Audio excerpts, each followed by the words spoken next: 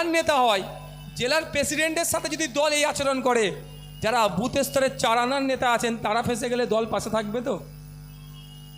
একটা জিনিস। দ্বিতীয় কথা, আজকের পর থেকে যদি কি আপনাদেরকে এই মারামারি হানাহানির কথা বলে, প্রথম বলবেন যেই দাদা দিদি আপনাদের মারামারি হানাহানির কথা বলবে, সেই দাদা দিদিকে বলবেন, দাদা বা দিদি আপনি এসে বউনি করুন, আমরা হাফ ডজন দেব। বুঝতে পারছেন না? এখানে আইএসএফের কর্মী আছে, আমি তো কোনোদিন বলিনি আর বলবো না, আমাদের কেউ বলেও না। যদি আমি কোনোদিন আপনাদেরকে বলি, হোয়াটসঅ্যাপ কলে বলছি, হয়তো ফেস টাইমে বলছি, বোঝানোর জন্য বলছি, হোয়াটসঅ্যাপ কলে বা ফেস টাইমে বলছি, এই বাপি খামার পড়া একটু দেখে দাও তো। বাপির কাজ হবে কি জানেন? বা আপনাদের কাজ হবে কি জানেন? ভাইজান আপনি আসুন, আপনি 2 ঘা শুরু করুন, আমরা 6 ঘা দেব। আপনারাও বলবেন, সজাগ হতে হবে। ভাইজান বলেছে শুরু করে দেবো, করতে পারবে, সবটাই হবে। অতটুকু মানুষ সরে গেলে তাদেরও যাতায়াত হবে, আমাদের প্রোগ্রামও হবে। এই জায়গাটা একটু ছেড়ে দিন ভাই। এখন ব্যাস পরিয়ে দিচ্ছে জনাব আব্দুল মালেক ভাইজানকে, ব্যাস পরিয়ে দিচ্ছেন হাইবাদ্দা। এবং আমাদের মধ্যে উপস্থিত আছেন ইন্ডিয়ান সেকুলার ফ্রন্টের জেলা কমিটির অন্যতম লড়াকু নেতা মাননীয় শ্রী মেঘনাথ হালদারকে ব্যাস পরিয়ে দিচ্ছেন হাফেজ সালাউদ্দিন সাহেব। মাননীয় শ্রী প্রশান্ত নায়ক আমাদের ইন্ডিয়ান সেকুলার ফ্রন্টের অন্যতম কন্যারী, তানাকে ব্যাস পরিয়ে দিচ্ছেন খোকন ভাই।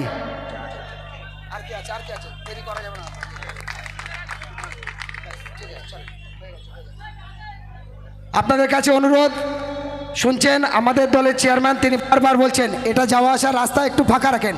আপনাদের কাছে 2 হাত জোড় করব, যারা ডিসিপ্লিনটা মানেন, যারা শুনতে এসছেন, আপনারা জানেন অন্য দলের মতো এই দল নয়। বারবার একটা জিনিস বলা হয়েছে, আপনাদের কাছে অনুরোধ, 2 হাত জোড় করে অনুরোধ করছি, 2টো পায়ে ধরে বলছি, আপনারা সবাই মনে করুন এটা আমাদের নিজেদের একটা পরিবার। এই পরিবারকে যদি স্বচ্ছ মনোভাব আপনাদের মধ্যে থাকে, তাহলে দয়া করে এই রাস্তাটা ক্লিয়ার করুন, 3 ফুট রাস্তাটা ফাঁকা রাখুন। এই সাইডে যারা আছে বাবা ভাই বন্ধু সবার কাছে অনুরোধ, পেছনে জায়গা আছে। শুনুন, টন টন রক্ত দিয়ে দেশ স্বাধীন হয়েছিল, অনেক লড়াই আন্দোলনের মধ্যে আজকে আপনাদের দোয়া আশীর্বাদে এই জায়গায় এসেছে। আর আপনারা সেইটুকু যদি না একটু কম্প্রোমাইজ করেন তাহলে আরও বিপদ। একটু পেছনে চলে যান, পেছনে চট আছে, বসুন। এখন আপনাদের সামনে বক্তব্য রাখছেন গোটা বাংলা জুড়ে, সারা বাংলার একমাত্র প্রতিবাদী কণ্ঠারী, যার কথায় সারা রাজ্যে জুড়ে তোড়পাড়, তিনি আমাদের দলের চেয়ারম্যান এবং এখন আমাদের মধ্যে এখন বলছেন আইএসএফের রাজ্যের সাধারণ সম্পাদক মাননীয় বিশ্বজিৎ মাইতি মহাশয়। হ্যালো। তো সামান্য বুথের একটা 4 আনার লিডার অনুব্রত বাবু, একটা জেলার প্রেসিডেন্ট, তিনি জেলে গিয়েছেন। রাজ্য স্তরের নেতারা, হ্যাঁ আপনার দলের তৃণমূলের রাজ্য স্তরের নেতারা, অনুব্রত বাবুর মেয়ে কেমন আছে, কেমন ঠিক আছে কি ভালো আছে, মা কেমন আছিস, এই কথাটুকু যায়, এতটুকু কথা বলার মতো সৌজন্যতা কিন্তু দেখায়নি।